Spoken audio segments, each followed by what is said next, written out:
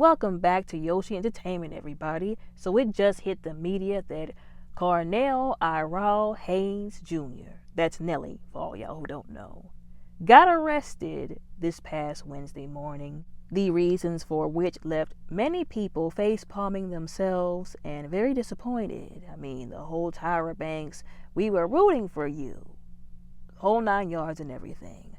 Now, allegedly, Nelly was at the casino at 4:45 a.m. in the morning. Why in the world this man at his big age of 50 is at the casino when he has a whole wife and child at home? That was the first mistake. And I don't want to hear any bull crap excuses of, well, he's a grown man, he can do whatever he wants to. If he wants to gamble, if he wants to go to the casino, why should he allow a family who he's responsible for taking care of, providing and protecting? Why should he let that stop him? It's called maturity. It's called being somewhere you're supposed to be when you're supposed to be there. It's called having your priorities in line. It's called using intelligence and using wisdom. It's called being responsible, because intelligent, wise, and responsible people aren't out at 4:45 in the morning gambling and apparently getting caught up on alleged drug charges. Yes, you heard me correctly. Now, apparently that part did not take some people by surprise, because some people have been saying for some time now that he's been having these kind of issues, that he's one of those people that even though he grew older, he didn't actually grow up. He didn't mature. Not to quote Taylor Swift, but that one verse that she had in that song, a lot of people do indeed grow older but never wiser. And it's really pitiful, especially because they're the same people that go and get married and have children. Those children deserve better from them as their parents. And the poor unfortunate souls who made the wrong decision unbeknownst to them at the moment to marry these people deserve better than that from them. Ashanti deserves better than this from him. Now, Nelly's lawyer basically tried to say that he felt like Nelly was being targeted because he was famous, and that he was being targeted by, and I quote, an overzealous out-of-line officer, end quote. Now, this is how the alleged incident of him getting arrested, how it actually went down. And I quote, after winning several jackpots at a venue where Mr. Haynes frequently visits and entertains at its amphitheater, instead of just supervising the transfer of Mr. Haynes' winnings, this officer felt compelled to needlessly run a check for Warrant, attorney Scott Rosenblum claims in a statement, end quote. And I quote, the officer informed Mr. Haynes a background check was mandated when a player won over a certain amount. Mr. Haynes knew this to be untrue, as he had won several jackpots for similar or greater amounts, including one just a week prior, without incident or a background check. The lawyer further alleges that the arresting officer conducted a search without probable cause, where he claimed to have found alleged X in Mr. Haynes' personal property. Now, here's the first thing I have to say about this. I don't know if these people, anybody for that matter, think that these casinos be playing games with people, if they think them thinking people winning large amounts of money, especially consecutively, is something that they don't take seriously, or that these people might be keeping an eye on who's constantly winning all this money, because it's not set up to where you're supposed to do that.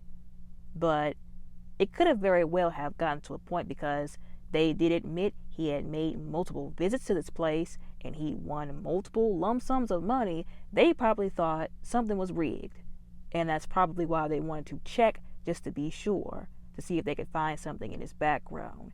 Now, could it have been racially motivated? Could it have been, oh, well, he's a celebrity, let's see if we can find dirt on him? Could it have been something shady? Of course it could have, although I've said this also 1,000 times, and I'm going to say it 1,000 more times. It's hard to get caught up on some charges for something where you're not already out here doing stuff you have no business. The first reason why he got arrested, or the main reason, the actual reason, is because he allegedly had a warrant out for his arrest for not having the proper documents and paperwork for his insurance while driving. And I get it, a lot of people say, well, you got a lot of people driving around without the proper documentation, etc., insurance, where that's concerned. But that's not something you want to be doing, Because if you get pulled over and the cop asks you for those documents, you're in trouble if you don't have them. Especially if you're black. Let's just be 100% honest. Now, why he never got that taken care of, I don't understand. Again, his big age of how old is he? Allegedly like 50, and I'm not age shaming him. I'm just saying he's too old to be doing stupid stuff like this. He needs to make sure his stuff is together so he won't be getting arrested randomly because of stuff that he forgot about or that he did that he didn't take account of or take account for, that he didn't hold himself accountable for. He's too old for this. And on top of that, whenever they were basically getting him booked, whatever, they found allegedly X, y'all know I can't say what it actually is, on his person, if you will, in his things, so to speak. So now he's in trouble because of the warrant and then because of that. And he was saying that it wasn't fair that they searched him, etc., because they had never done that before. All the times, once again, he had won. Now all of a sudden they decided we're going to search him now. I guess he felt like it was like, rigged, so to speak, or that somebody was trying to get him, somebody was out to get him. But again, nobody told him to drive without the proper documentation. How much money does this man have? Too much to not make sure his stuff is not in order. Who told him to be going around with X on his person anyways? I'm struggling to have empathy for people who are rich, who can pave the way to make sure they are good, and they choose to make stupid decisions and get themselves in trouble, because that's really what this is. And it also sucks for Ashanti because he just had their baby. They're married now. It's a bad reflection back on her. A lot of people were saying in the comments of different YouTube videos and all over social media that this is why whenever a certain person in your life has displayed they're not trying to do better with their life, they're not trying to do right by you, do not spin the block, so to speak, on that person. There was a particular conversation that was happening on a podcast, I can't remember what the name of the podcast was, on Instagram, where a young woman, a young black woman, was saying, when people do certain things, you might want to walk away from that relationship and don't look back. I'm talking about when you're in the dating phase. Because 9 times out of 10, they're not going to change that for some love for you. They'd have to love God first, respect God, and then actually care enough about you to do the right thing. No amount of you treating them right, caring about them, loving them is going to make them want to do right if they don't want to do right. Now, I'm not saying hold somebody's past against them. I'm saying look at the patterns. If for decades this person has always had their head in the clouds, what in the world makes you think you being with them, you saying yes to them, you doing whatever with them is going to make them change that? If they haven't put in the work in motion to change to be better, point blank, period, it's not going to happen with you, because that's not how people work. That's a hard pill that people have got to swallow. It's maturity 101. People have got to open their eyes to when it comes to relationships. Like I said, this young woman was saying, certain things have to be deal breakers because they're not going to change that once you get into the relationship. As a matter of fact, you're essentially rewarding them with you doing for them, and they're still going to be doing what they did before. And all these people in the comments were essentially giving her pushback, saying, well, you're not going to be in a relationship, or like, why would you hold something like that against somebody? And it wasn't that she was trying to hold a grudge or hold something against somebody. I thought what she said was very mature, again, a hard pill to swallow, and I feel like the responses she was getting, the backlash, was actually pretty disgusting, because first of all, I feel like people usually only do that and say that to black women, and second of all, because what people don't want to admit is that, once again, if they're doing it in the dating phase, they will do it in the committed phase. And that's even if you make it to the committed phase. If they say I do, or if they ask you, do you want to marry them, they're going to be doing that same thing then. If they don't, once again, put in the work to work on themselves, take accountability for themselves, realize that they're not doing you right and doing what they're supposed to be doing, and fix that, it's going to stay the same. No amount of you being you is going to change that. People don't want to believe that. They want to believe that they're enough to make somebody change. That will never be the case. And only the people who say things like, oh, you're going to be single because a person said it's a deal breaker if you do X, Y, Z, because that means you really don't care about me and you're going to continue to do this toxic thing further in the relationship. The only kind of people who say things like that are those people who are toxic, who are doing things that they shouldn't to people in relationships that don't deserve to have that done to them, who have no intentions on changing for the better. So it's really just a projection of their own dysfunctional mindsets, their own toxic mindsets. It's really sad to see. Now, what does this have to do with Ashanti and Nelly? For years, this relationship has been on pause. I've said this also before. If somebody has to take 5, 10, 15, 20, 30 years to tell you, oh, okay, finally, I want to be with you, that ain't the one. It don't take that long for a person to realize that they want to be with somebody. And I look at this situation, it seems like Ashanti wanted to be with him for a very long time, but he wanted to do what he wanted to do. He didn't want to live a committed lifestyle. It's all in his music and his mannerisms, the stuff he's been doing throughout the years. People don't want to pay attention to because it's Nelly and they've put him on a pedestal. But if you pay attention, I told y'all the patterns, you'll realize who people really are. She should have told him bye and went to find somebody else. But I think she waited because she wanted to be with him.